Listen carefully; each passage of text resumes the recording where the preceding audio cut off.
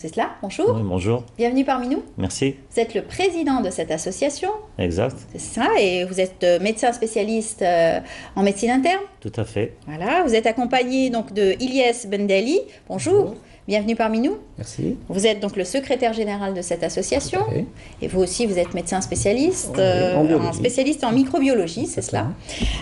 Monsieur Djilali Bouroga, vous êtes donc psychiatre, mais aussi secrétaire général, donc plutôt trésorier de l'association.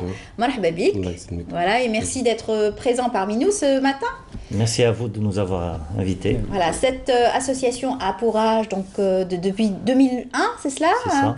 Est née en 2001, et depuis vous ne cessez d'organiser des rencontres avec des médecins, des spécialistes pour essayer de pérenniser ces rencontres et ces journées thématiques, journées d'études. Oui, c'est ça. Bon, on a commencé déjà, on a eu l'agrément en 2001.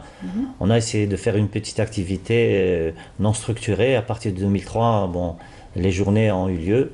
Et donc, depuis, elles sont régulières. Et c'est des journées qui donc, montent un peu en importance. Au départ, c'était vraiment des journées locales. Maintenant, c'est un événement un peu régional, puisqu'il il touche un peu même les wilayas limitrophes. Et de plus en plus de participants. Et même une qualité de communicants qui est assez intéressante. Tout à fait. Et depuis, donc là, samedi prochain, vous allez organiser la 10e journée déjà. 10e journée, Oui. qui est très importante. Vous allez donc inviter plusieurs participants, des communicants et des thèmes surtout, bien sûr, à développer. Oui, Important. tout à fait. Cette année, bon, on va en plus faire cette journée en collaboration scientifique avec la Société algérienne de médecine interne, la SAMI, qui donc va animer les différentes communications.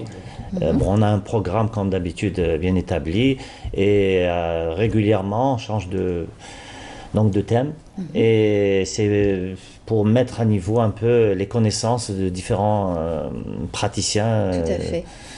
De la région. Alors, les praticiens de la région sont aussi nombreux, mais comme vous disiez, donc, il faut toujours être dans l'actualité et bien sûr au diapason de nouvelles données scientifiques qui existent à l'étranger, mises à jour, continuelles. C'est ce que vous faites d'ailleurs. Exactement. C'est ça notre dada, si vous voulez. C'est la formation continue, sans avoir de prétention d'enseignement. Bien sûr. Vous savez bien qu'un praticien qui a fini dans les années 90, qui est à l'intérieur du pays, n'a pas de contact direct avec le milieu universitaire. Donc notre rôle, entre autres, c'est de rapprocher les professeurs émérites qu'on invite. On a invité à peu près une cinquantaine depuis notre début, et rapprocher l'académie, le système académique universitaire des praticiens du terrain, qu'ils soient publics ou privés. Parfait. Et cette fois-ci, cette 10e journée aura lieu donc à Armis Meliana? Oui, parce que le cadre... à l'université. À l'université, oui. Depuis 4 ou 5 années, on le fait à l'université parce qu'elle nous ouvre les portes, parce que le cadre est essayant aussi. Et voilà, c'est dans un esprit universitaire aussi. Alors ça va commencer à 9h et ça va s'étaler jusqu'à, bien sûr, fin de la journée, voilà, pratiquement. 15h, 16h. Plusieurs communicants, je l'ai dit, et plusieurs thématiques. Exactement. Entre autres. Entre autres, comme on a fait diabète, hyperactivité savante, la SAMI, donc il y aura beaucoup de médecine interne, donc diabète, hypertension, mais on aura quelques thèmes aussi, comme la psychiatrie et la médecine légale, avec un sujet important et intéressant, le médecin et la loi. Voilà, le médecin à la loi, c'est très très important aujourd'hui. Quand on parle, bien entendu, donc, de certaines réussites médicales, heureusement, tant mieux, heureusement qu'il y en a, mais aussi des bavures aussi médicales. Et aujourd'hui, peut-être que la loi est aussi pas toujours présente. On va parler des droits et des devoirs aussi. Bien sûr, bien sûr. Le médecin vis-à-vis de la loi. Très important. Oui. Voilà. Alors, monsieur donc Djilali Bouroga, vous êtes psychiatre, vous aussi. Vous êtes trésorier de cette association. Vous aussi, vous faites part à ces journées d'études très importantes. Alors, quel va être votre rôle pour cette fois-ci? Cette fois-ci, on a fait une question sur la dépression, c'est une maladie quand même très du siècle. C'est une maladie du siècle, c'est une maladie très handicapante. Et donc, on a fait un autre sujet sur le côlon irritable. Et pour faire la liaison entre ce qui est le côlon irritable, c'est une pathologie actuellement très répandue. Psychosomatique. Et donc, liée au système nerveux. Exactement. Donc, on a fait un peu le lien parce qu'on a constaté que beaucoup de malades qui ont ce problèmes de côlon irritable, c'était au fond des dépressions masquées. C'est ça. Et donc, ils avaient besoin beaucoup plus de psychiatres, de psychologues, conjointement avec le traitement du médecin interniste. Donc, on a fait un peu ce lien. Et bon, c'est la 10e journée. Pour nous, c'est un événement. D'habitude, on fait chaque année un thème. Cette année, on a fait plusieurs thèmes. On a varié un peu. Et bon, le thème principal reste toujours le diabète, l'hypertension. C'est les gros problèmes de la médecine interne et des médecins praticiens. C'est très intéressant. Alors, c'est vrai que la psychiatrie est très liée à toutes les sciences et sur toutes les pathologies plutôt et les spécialités. C'est très important de pouvoir avoir... Par exemple, là, sur ce sujet, côlon irritable, ça va être fait par un professeur en médecine interne. Hein. La dépression sera faite par un professeur en psychiatrie. Et donc, on va connaître l'avis de l'interniste, qui est un médecin d'organes, et le psychiatre dans cette pathologie. Et quelle est disons, la part des choses, la part du psychologique et de l'organique. Bien sûr, c'est très très important. Ça sera donc des thématiques développées.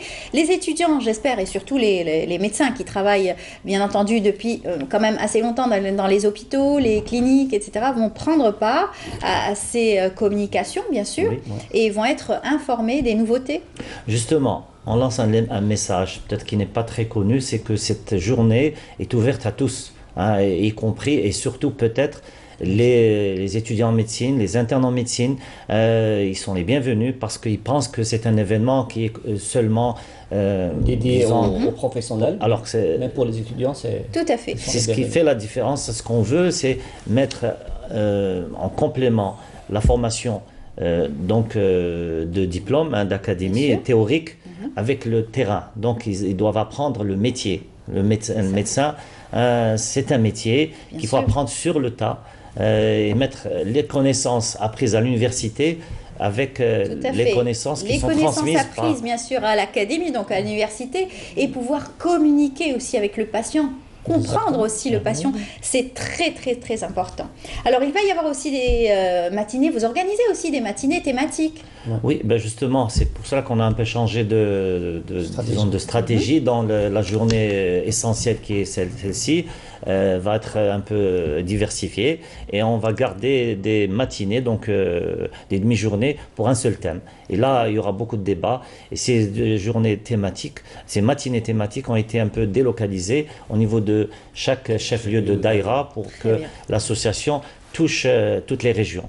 Hein, et là encore, le débat pour parler de la pratique. Quand, par exemple, cette fois-ci... Quand on parle du diabète, par exemple, on a choisi 3 thèmes. On a choisi le pré-diabète, l'automesure glycémique et le pied diabétique. C'est-à-dire le pré-diabète, c'est des informations que doivent connaître et les médecins et la population avant qu'il y ait déclenchement du diabète. Et c'est là l'intérêt de l'intervention du médecin, bien avant préventif. Tout à fait. Donc, il y a des familles de diabétiques qui ne savent pas diabétiques. Et là, il y a beaucoup de choses à faire. Et si on les prend en charge à ce moment-là, on peut dire qu'on a de grandes chances d'éviter toutes les complications durant toute leur vie. C'est terrible. Deuxième thème, l'automesure glycémique. On voit il y a un peu un gâchis quand... Bon, heureusement que dans notre pays, les services de sécurité sociale sont assez, disons... flexibles et larges, clémentes, etc. Donc les gens ont 2 ou 3 lecteurs chacun, mais la qualité de cette automesure reste à revoir. Anarchique. Elle est anarchique. Donc le malade ne profite pas. Encore une fois, pouvoir expliquer correctement. Exactement. Il y a donc chaque année des portes ouvertes justement sur le diabète et l'information, la vulgarisation autour de certaines pathologies, mais comme vous le dites, c'est pas suffisant. C'est jamais assez. Parce que nous, on les reçoit chaque année et ils font des journées d'information, etc. Mais finalement, il y a encore une fois certaines lacunes. En tout cas. Surtout dans le diabète, par exemple, l'hypertension, il y a l'éducation du patient aussi. C'est ça. Et l'éducation du patient passe aussi par le médecin. Voilà. Et la gravité, encore une fois, de la pathologie, quand elle s'installe, quand le diabète est installé, quand bien sûr le patient ne prend pas en considération réellement sa maladie, c'est vrai que ça peut causer beaucoup de dégâts. Malheureusement, quand on le voit chaque année phénoménal, leur maladie. Oui. Déjà ça. Mais même dans tous les autres pays du monde, comment ils sont arrivés à dominer cette maladie, c'est par cette notion qui est maintenant universelle d'éducation thérapeutique. C'est ça. Et cette éducation thérapeutique manque cruellement dans notre pays. Hein. C'est vrai qu'il y a des balbutiements. C'est une spécialité. Mais c'est ça la plus... Hein, c'est expliquer aux malades sa maladie, mais également l'accompagner dans sa maladie.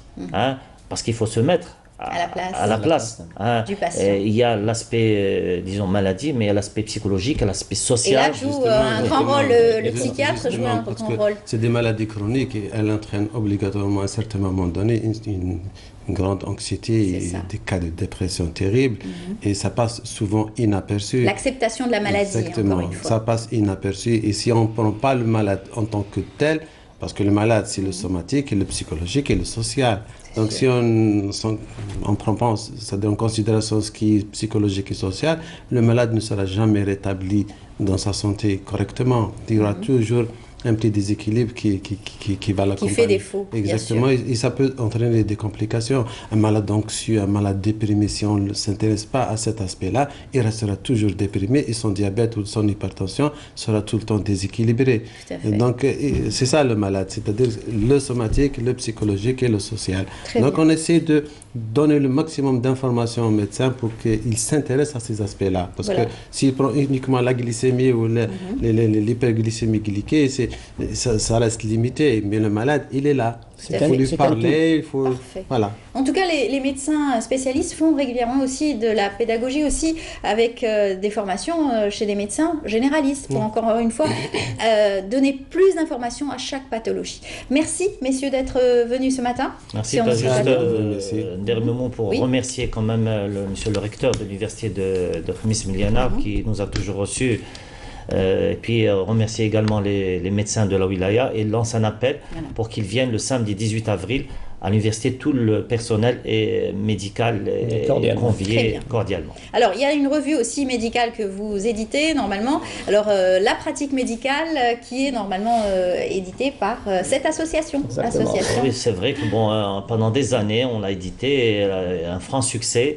Malheureusement, ces quelques mois, on est en stand-by pour des problèmes de logistique, etc. Mais en tout cas, on peut la retrouver. Absolument. Voilà, elle est très utile pour les praticiens. Merci encore une fois. Je rappelle que vous allez organiser ce samedi donc cette rencontre, la 10e journée d'études, journée Amsad, voilà, à l'université de Khamis Miliana à partir de 9h. Merci beaucoup, messieurs, et à très bientôt.